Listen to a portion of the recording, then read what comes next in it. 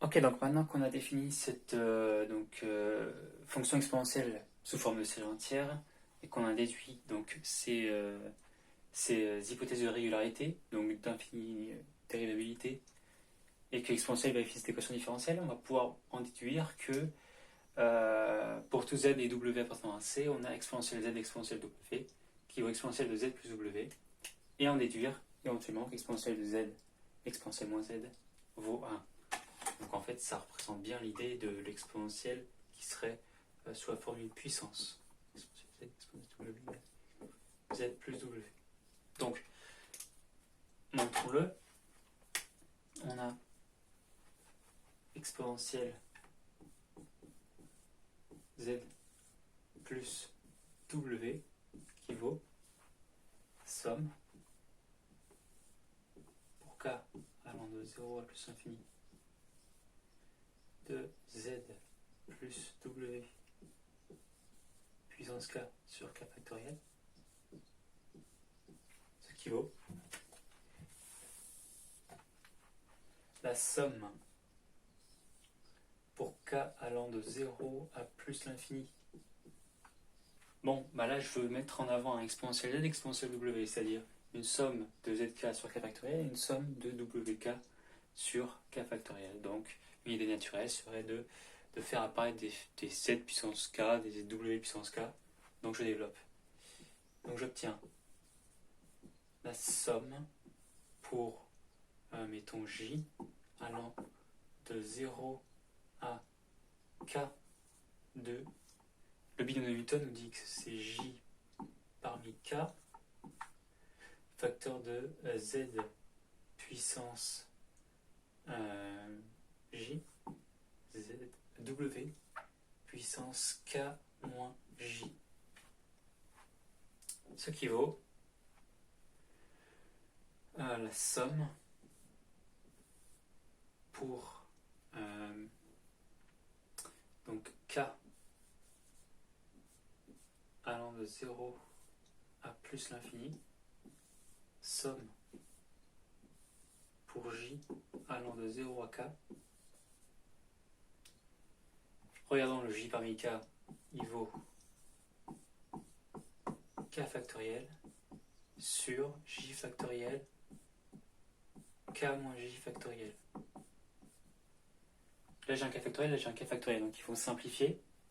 Donc il ne me restera plus que z puissance j, w puissance k moins j sur j factoriel k moins j factoriel. Et là je reconnais une somme de Cauchy, un produit de Cauchy. Donc en soi je pourrais directement dire que ça vaut, ça vaut somme pour k allant de 0 à plus infini, somme de j de z k sur k factoriel, somme pour j allant de 0 à plus infini de wj sur j factoriel.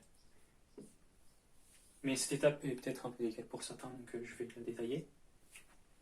Donc en fait, ce que je fais ici, c'est que je pose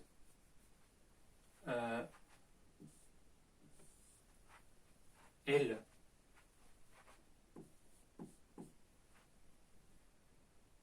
qu'il faut k moins j.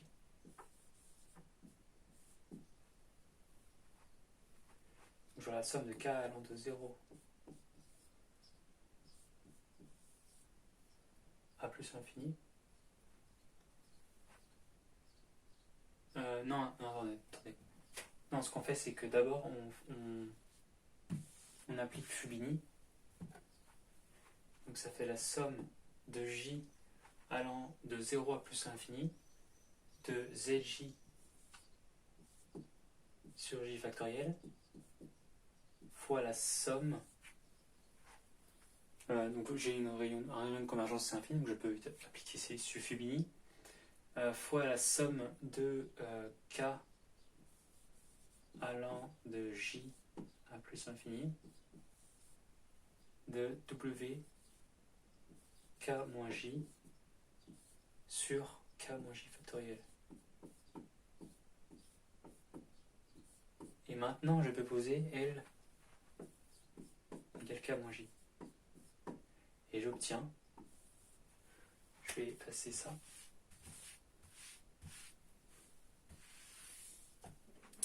J'obtiens la somme de J allant de 0 à plus l'infini de ZJ sur J factoriel, facteur de la somme pour L allant de K moins J, c'est-à-dire 0 à plus l'infini, de W à la puissance L sur L factoriel. Ça correspond bien à cette somme-ci. Donc mon point de Cauchy convient ici. Et donc ça vaut bien exponentielle Z facteur de exponentielle W. Excellent. Et donc maintenant, pour Z égale, pour Z,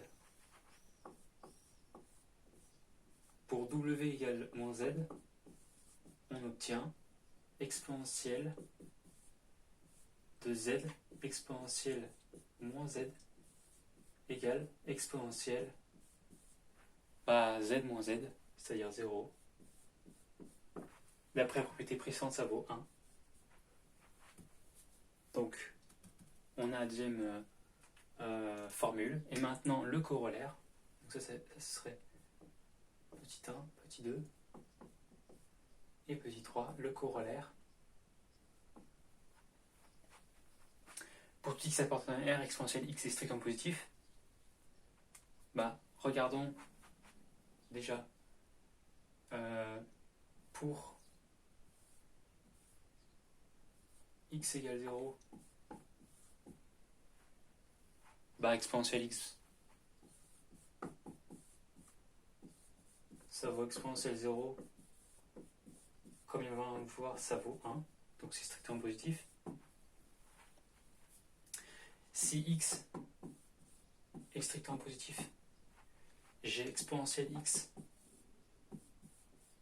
qui vaut somme de xk sur k factoriel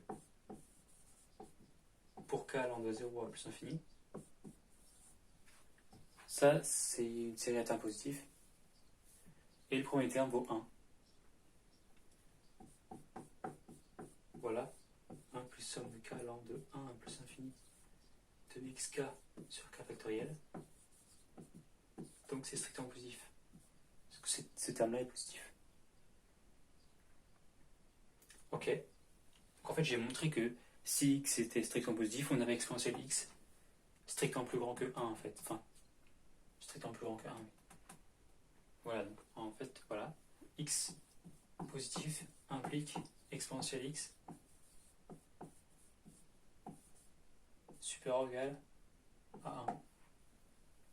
Mais ça en fait, c'est juste comme la dérivée vaut elle-même, comme la fonction positive. En l'occurrence, c'est plus grand que l'exponentielle 0 qui vaut 1. Ok, et si x est négatif,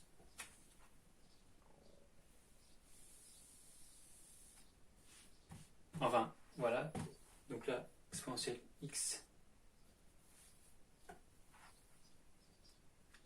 c'est en positif, et maintenant si x est négatif,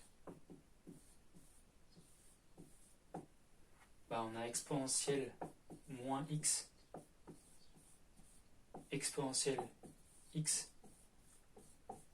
qui vaut 1, on vient de le montrer, et exponentielle moins x, si x est strictement négatif, et moins x est strictement positif, donc exponentielle moins x est strictement positif, on vient de le montrer, donc automatiquement exponentielle x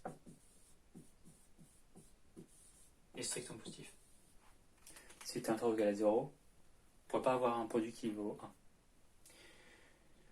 Donc ceci conclut. Donc pour tous les cas de x, si x est vaut 0, si x plus strictement plus grand que 0, si x strictement plus petit que 0, on a exponentielle x qui est strictement positif.